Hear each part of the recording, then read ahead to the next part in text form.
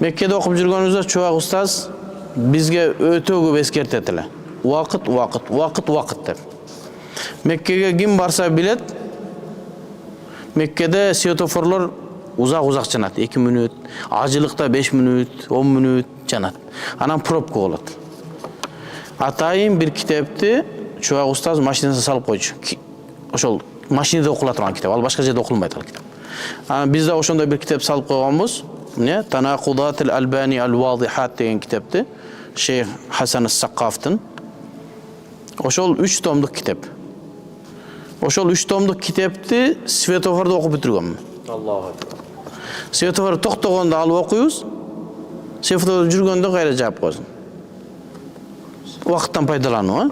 Ал китепти мүмкүн башка жакта окулбайт. Ошо светофордо окулуп бүтүргөн ошо 3 том китеп. Чай ичкенде атайын неме кылып коет элем. Чай ичкенде Шейх Саид Нурсинин Калимат деген китеби бар. Ошонун түркчөсү атайын биздин бир туугандар алып берген. Түркчөсүн дагы бир аз окуп үйрөнөйүн деп. Ал Меккеде жүргөндө чай ичкен столдун жанында турчу. Келинчегим чайга келгиле дегенде дароо келет элем дагы. Ошол чайды алып келип, антип коюп, куйгучаңды Калиматтан бир бет окуйт элем. Ал чай ичкенде окула турган китеп. Башка убакытта окулунбайт.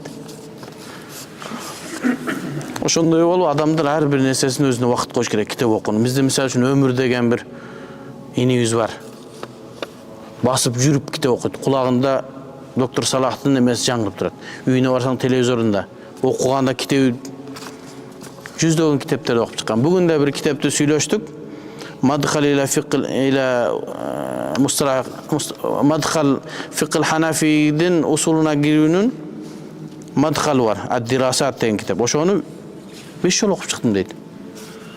Мен 2 жолу окугаманчы. Ал 5 жолу окуп чыктым дейт.